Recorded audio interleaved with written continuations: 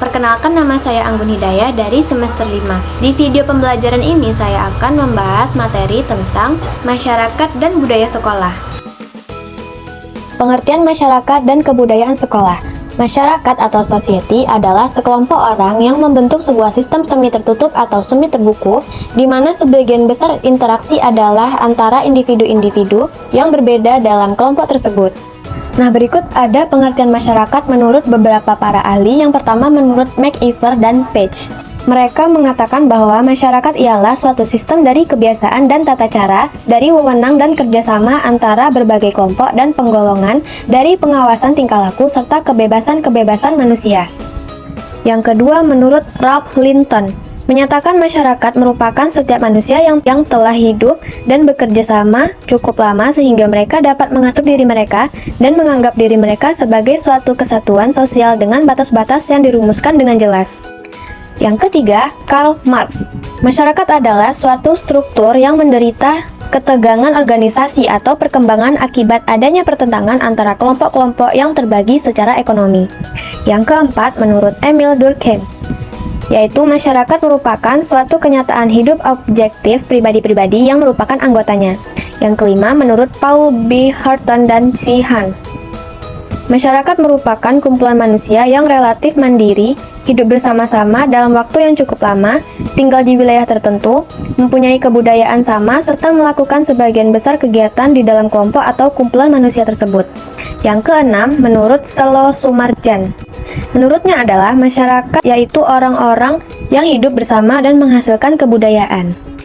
Selanjutnya, komponen-komponen dasar masyarakat. Yang pertama, populasi, yaitu warga-warga suatu masyarakat yang dilihat dari sudut pandang kolektif. Secara sosiologis, maka aspek-aspek sosiologis yang perlu dipertimbangkan adalah aspek-aspek genetik yang konstan, variabel-variabel genetik, dan variabel demografis. Yang kedua, kebudayaan, yaitu hasil karya, cipta, dan rasa dari kehidupan bersama yang mencakup sistem lambang-lambang dan informasi. Yang ketiga, hasil-hasil kebudayaan material. Yang keempat, organisasi sosial, yaitu jaringan hubungan antara warga-warga masyarakat yang bersangkutan, yang antara lain mencakup: pertama, warga masyarakat secara individual, kedua, peranan-peranan, ketiga, kelompok-kelompok sosial, dan yang keempat, kelas-kelas sosial. Yang kelima, lembaga-lembaga sosial dan sistemnya. Selanjutnya, norma sekolah. Yang pertama, kenaikan kelas. Belajar dengan rajin agar naik kelas merupakan patokan yang mempengaruhi kehidupan anak selama bersekolah. Untuk itu, ia harus menguasai bahan pelajaran yang ditentukan oleh kurikulum yang sering diolah dalam bentuk buku pelajaran, diktat atau kitab catatan. Yang kedua, upacara-upacara. Upacara dilambangkan dalam beberapa hal. Yang pertama, untuk menyatakan besarnya nilai pendidikan bagi pembinaan generasi muda dan kepercayaan bahwa pendidikan membawa kemajuan bagi setiap siswa. Dan yang kedua, bagi mereka yang lulus, wisuda itu merupakan pengakuan atau atas taraf pendidikan yang telah mereka capai. Yang ketiga, upacara bendera.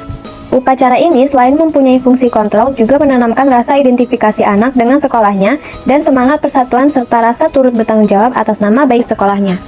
Selanjutnya, unsur budaya sekolah menurut S. Nasution 2011. Yang pertama, letak lingkungan dan prasarana fisik sekolah, seperti gedung sekolah dan perlengkapan lainnya.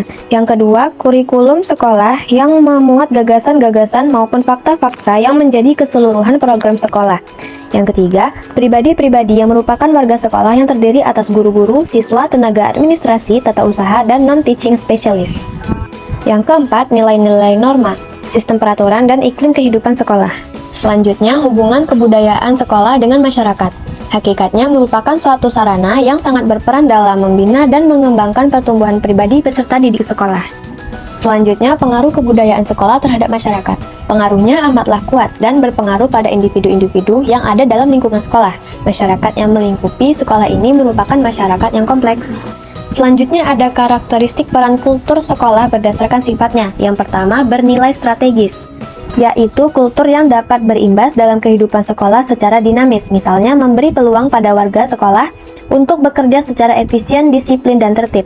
Yang kedua, memiliki daya ungkit. Kultur yang memiliki daya gerak akan mendorong semua warga sekolah untuk berprestasi, sehingga kerja guru dan semangat belajar siswa akan tumbuh bila mana dipacu dan didorong dengan dukungan budaya yang memiliki daya ungkit yang tinggi. Yang ketiga, berpeluang sukses. Budaya yang berpeluang sukses adalah budaya yang memiliki daya gerak yang tinggi. Hal ini sangat penting untuk menumbuhkan rasa keberhasilan dan rasa mampu untuk melaksanakan tugasnya dengan baik. Kesimpulannya adalah, kebudayaan mempengaruhi individu dengan berbagai cara, akan tetapi individu juga mempengaruhi kebudayaan sehingga terjadi perubahan sosial. Budaya sekolah merupakan kebiasaan-kebiasaan, nilai-nilai, norma, ritual, mitos yang dibentuk dalam perjalanan sekolah yang dipegang bersama kepala sekolah. Baiklah, sekian presentasi dari saya akhiri. Wassalamualaikum warahmatullahi wabarakatuh.